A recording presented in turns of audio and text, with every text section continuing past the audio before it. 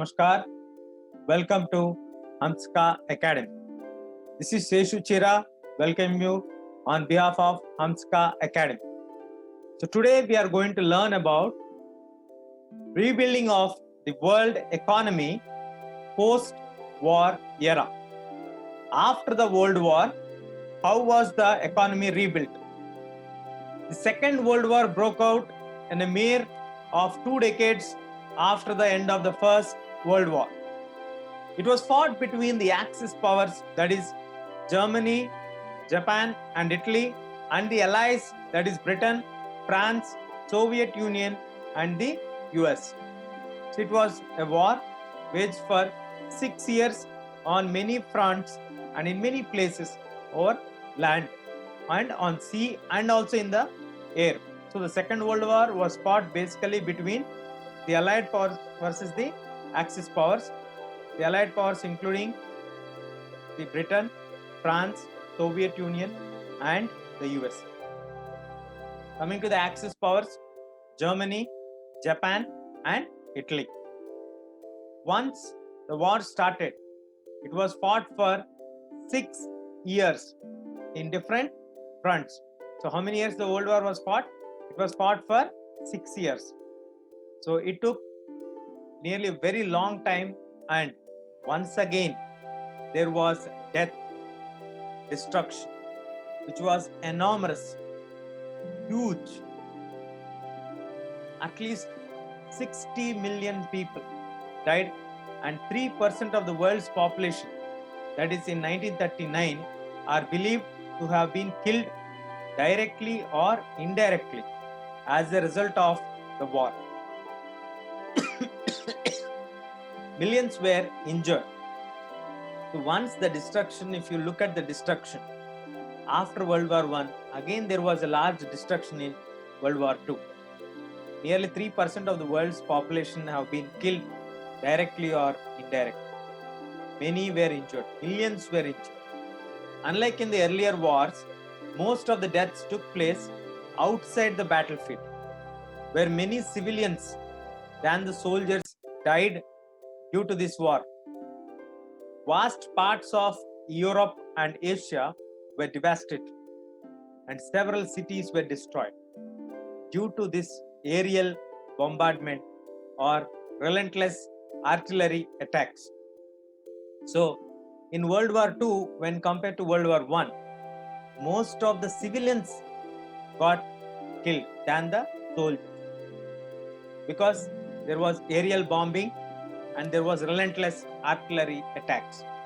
So the war caused an immense amount of economic devastation and social disruption. It caused great economic destruction and social disruption.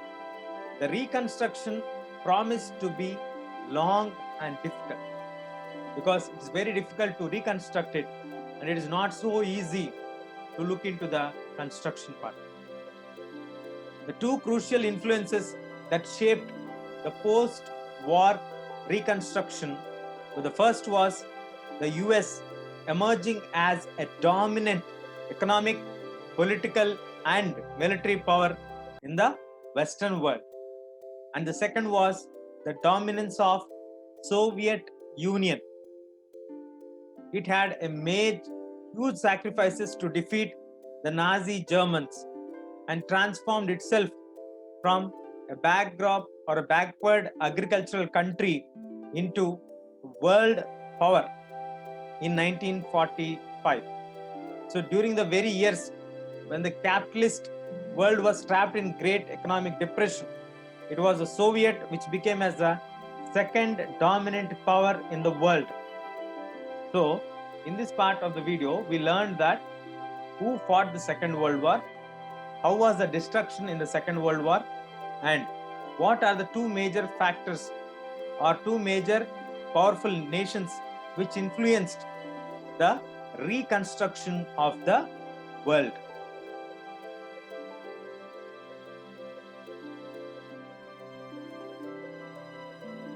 Now let us discuss about the post-war settlement and the Bretton Woods institutions. Post World War settlements, and the Bretton Woods institutions. The economists and the politicians drew two key lessons from the interwar economic experiences. First, an individual society based on mass production cannot be sustained without mass consumption. If you are producing so much in large quantities, in the same way there should be huge consumption also from the masses side. That was the first lesson that is being learnt from the World War situation. But to ensure mass consumption, there was a need of high and stable incomes. How will people focus on buying things when they have standard and regular stable income? Then only people will focus on buying the products. Incomes could not be stable if employment was unstable. Now, after the World War II, we have seen the situation where people are not stable, are not confident that their jobs will continue. Post-war, there was a lot of unemployment. So if there is a lot of unemployment, how will they have stable incomes? So in order to get stable incomes and in order to have mass production sustained with mass consumption, we need to have full employment, stable incomes. Markets alone cannot guarantee full employment. Then what is the next alternative? The next alternative is the governments would be taking certain steps. We need government support to get the things done. And the fluctuation of the prices, output, unemployment, economic stability could be ensured only with the intervention of the government. Without government involving, without the government's interference, we cannot have the economic stability. So we need government support in order to have economic stability in the country. Now, coming to the second point, what the economists and the politicians have learned is that country's economic link with the outside world. The country's economy is always linked with the outside world. The goal of full employment could only be achieved if government had powers to control the flow of goods, capitals, and labor. When will the government ensure or give confidence for us that they can have full employment? The goal of full employment could only be achieved if the government has the power to control the flow of goods, capital, and labor. So two important points what made the world to realize after the World War was: one, mass production can only sustain if there is mass consumption. When will mass consumption will be there? When there is stable income. When there will be stable income? When they have employment opportunity. But here there are no employment opportunity. So in order to have safety and full employment, the government support is must and mandatory. Then only we can have stable income that can have support for mass production to mass consumption. The second important point is, when will the government be able to provide full employment? When the government is having control over the flow of goods, the capital, and the labor, then only government will be able to give us full support and have full employment opportunities. So thus, in brief, the main aim of post-war international economic system was to preserve economic stability and full employment in the industrial world. So we need to have economic stability. The economic stability will come only when we have full employment. So that was the main learning. Then, in the framework agreed upon at the United States Nations Monetary and Financial Conference held in July 1944 at Bretton Woods, which is in the place of New Hampshire in US. So in 1944, in July 1944, at Bretton Woods in New Hampshire, USA, they had an agreement which was discussed about the financial condition of the world. So the Bretton Woods Conference established the IMF, International Monetary Fund, to deal with the external supplies and deficits of its member nations. If certain member nations will form as a group and they will have a body called International Monetary Fund, which will be looking after about the external surpluses and also the deficits. It will try to balance both of them. So the International Bank for Reconstruction and Development, popularly known as World Bank, was set up to finance post-war reconstruction. What was set up to support the reconstruction post-war? That is International Bank for Reconstruction and Development, and that is nothing but World Bank. Now the IMF and World Bank are referred to as Bretton Woods institutions, or sometimes the Bretton Woods twins. So if they are asked for one more questions, what are Bretton Woods institutions? You should be able to write International Monetary Fund and the World Bank. Or what are referred as Bretton Woods twins? Then also you can write the same answer. So the post-war international economic system is also often described as Bretton Woods system. So we have three one mark questions here. One is IMF, World Bank. What are they called? Bretton Woods institutions or Bretton Woods twins. And what is a post-war international economic system known as Bretton Woods system? So now the IMF and the World Bank commenced financial operations in 1947. When were they formed? They were formed in 1944. In July, they had a meeting. So in 1947, they started to get into action. The decision making in these institutions is always controlled by the Western industrial powers. US had an effective right of veto.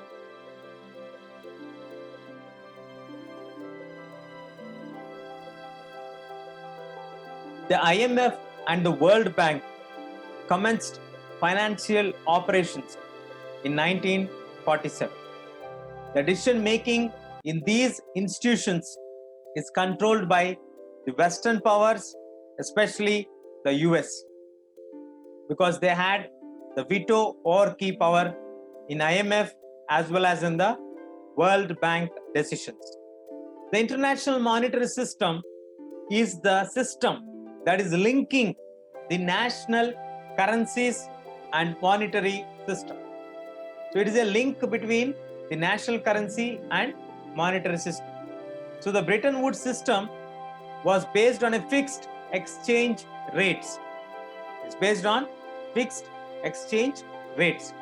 In this system, the national currencies, for example, the Indian rupee, were pegged in to the dollar at a fixed exchange rate, which means Indian rupee will have certain amount of dollar value.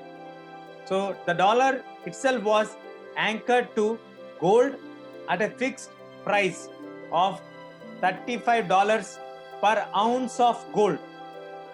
So gold is the criteria. Basing on gold, you get the value for dollar. Basing on that value, you get the value for your national currency.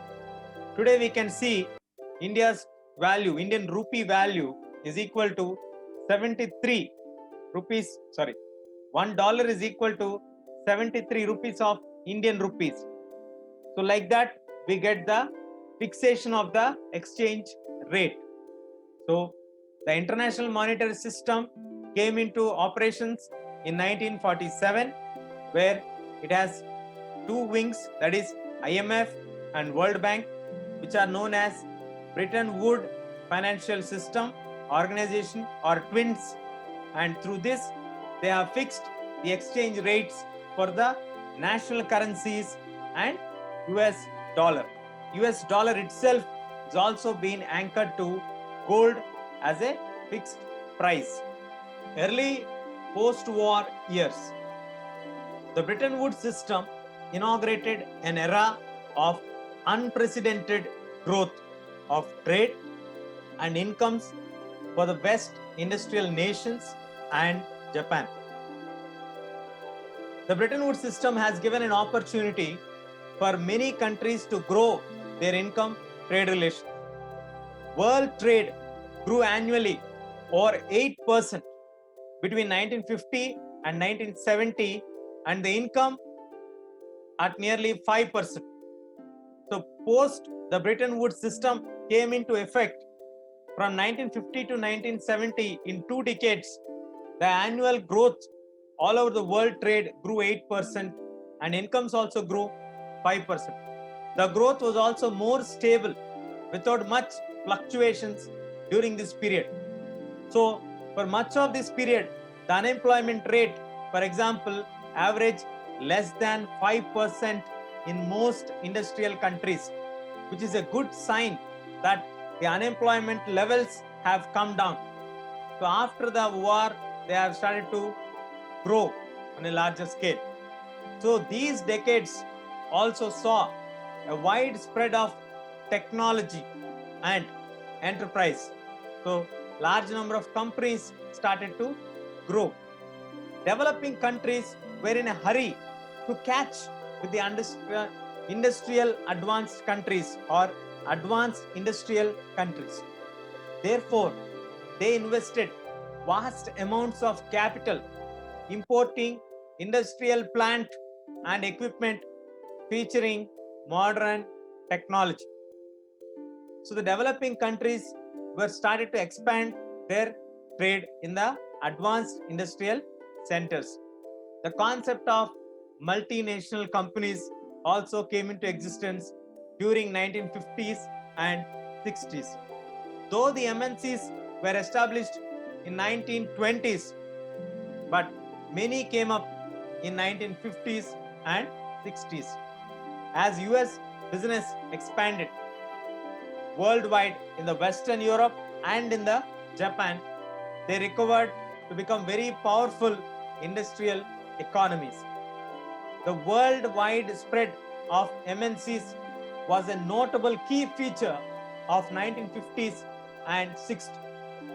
This was partly because of high import tariffs imposed by the different governments forced MNCs to locate their manufacturing operations and become domestic producers in many countries as possible.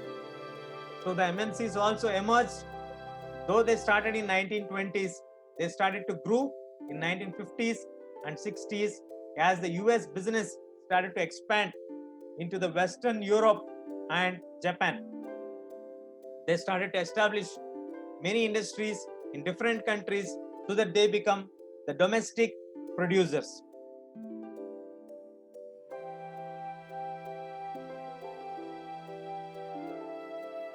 Decolonization and independence.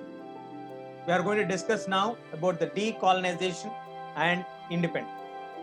When the Second World War ended, large part of the world were still under the European colonial rule. It took nearly next 2 decades for most of the colonies in Asia and Africa emerge as free, independent nations. Though World War ended in 1945, it nearly till 1960s and 70s, many countries in Asia and Africa did not emerge as free nations. It is only after 2 decades most of the countries in Asia and Africa emerged as independent nations. They were, however, overburdened by poverty and a lack of resources. Their economies and societies were handicapped because they were under the colonial period for a long time, for 50 years, 100 years, 200 years, in some countries so till 400 years. So it was very difficult. Then the IMF and the World Bank were designed to meet the financial needs of the industrial economies of the countries. They were not equipped to cope with the challenge of poverty and lack of development. So, in the former colonies, but as Europe and Japan rapidly rebuilt their economies, they grew less dependent on IMF and the World Bank. Thus, from the late 1950s, the Bretton Woods institutions began to shift their attentions more towards the developing nations which became independent post the Second World War, because they need the support. They were struggling to overcome the challenge of poverty, the lack of development, because they are former colonies. That's why Bretton Woods institutions have begun to shift their attention towards more developing countries.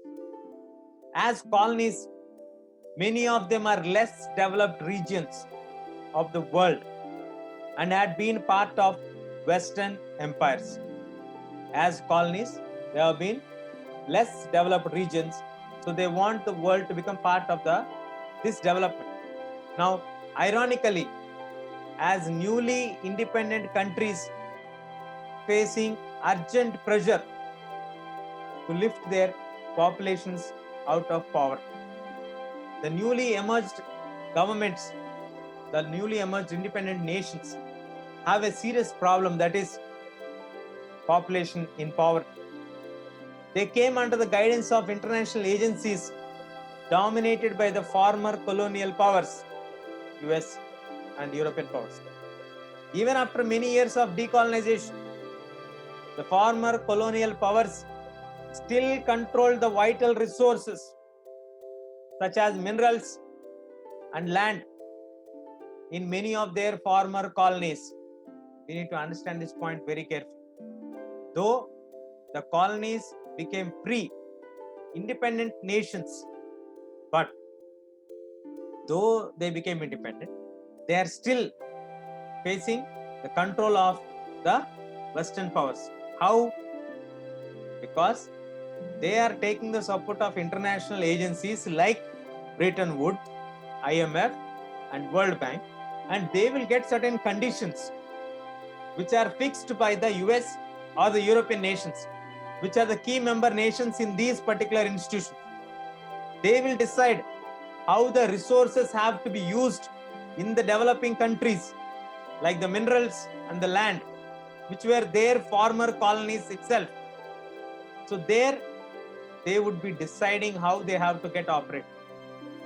So unknowingly, they were still controlled by the colonial masters only.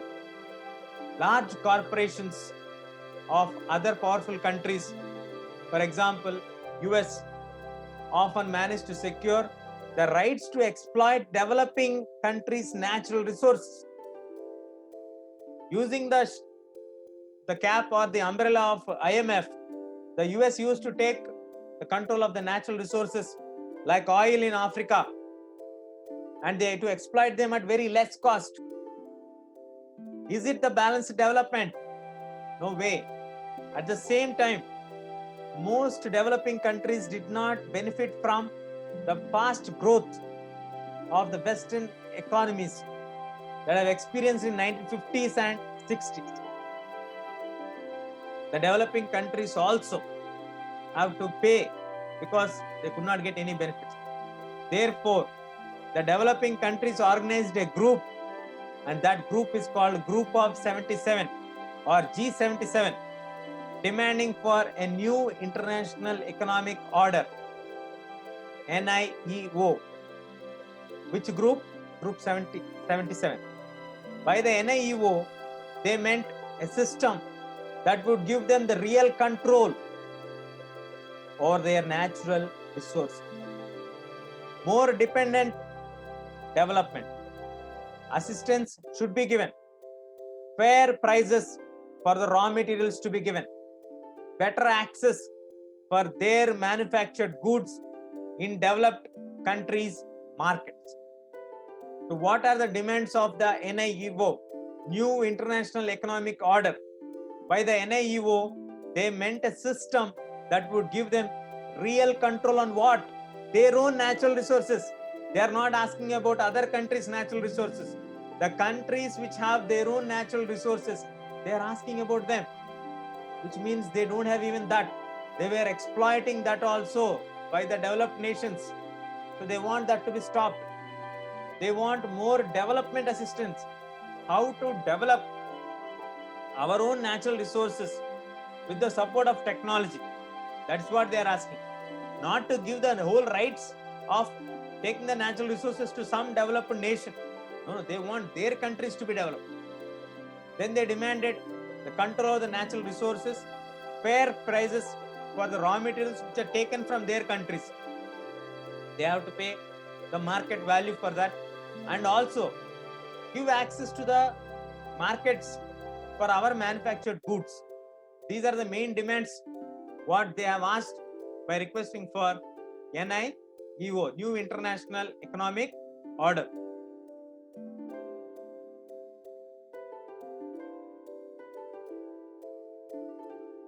The end of the Bretton Woods and the beginning of globalization. So despite the years of stable and rapid growth, not all was well in the post-war world. From the 1960s, the rising cost of its overseas involvements weakened the US finances and competitive strengths. So by 1960s, they were completely putting investments in the overseas markets. Slowly, the US finances and the competitive strengths started to get weakened. Now the US dollar no longer commanded the confidence at the world's principal currency. The US dollar value also started to come down. It could not maintain its value in relation to gold. We all know US dollar also is being fixed with the gold rates. So this situation eventually led to the collapse of the system of fixed rates, what we have fixed, and the introduction of a system of floating exchange rates. So this brought the system of floating exchange rates. Earlier the system is fixed exchange rates that fell down, and the new system came up. One system falls down, automatically the new system emerges, and the new system is floating exchange rates. From the mid 1970s, the international financial system changed in important ways. Got changed into important ways. Developing countries could now turn to the international institutions for loan and development assistance.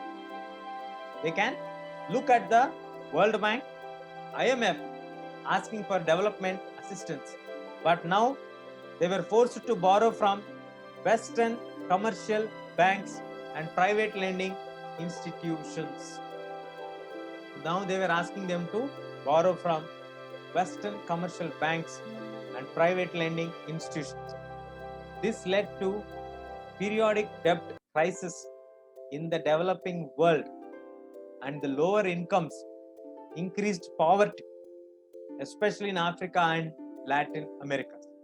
Because when we go to commercial banks, as the name suggests, we have to pay very high rate of interest. Now, when you are paying high rate of interest, you cannot be able to develop your own country. That resulted in the downfall, severe debts, lower income, and increased poverty levels. The industrial world was also hit by unemployment that began rising from mid 1970s. There was a lot of unemployment, and that remained to grow high and high till 1990s. So it remained for nearly 2 decades. From the late 1970s, MNCs also began to shift product operations to low-wage Asian countries in order to reduce the cost of making. Now the MNCs started to shift their particular operation units from costly areas to low-wage Asian countries, areas or countries. So like that, they started to move it.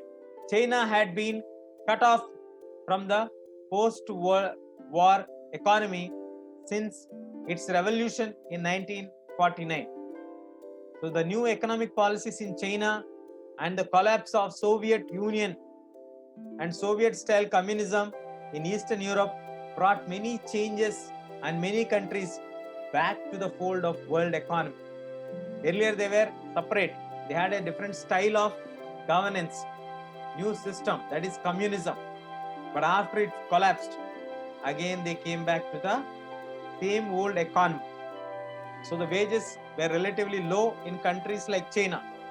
So many of the MNCs started to look at China because you can do with a little investment, you can produce more. So TVs, mobile phones, toys could see in the shops to be made in China. Now that became a low cost structure of Chinese economy. Most importantly, its low wages attracted the many industrial units into China in 1990s. So the relocation of the industries to the low wage countries stimulated the world trade and capital flow again. In the last 2 decades, the world's economic geography has been transformed towards India, China, and Brazil to have undergone a rapid economic transformation. How and why? Because of the low wages which are there in these particular countries. That is the reason why the development started to get moved towards the Asian countries. Now we discuss in the middle floating exchange rates. What are floating exchange rates?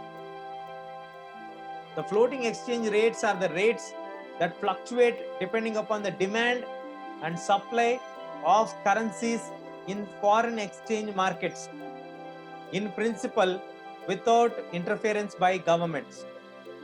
So if you have demand for US dollars, the dollar value will increase. If many people are buying Indian rupee, automatically the dollar value will fall down.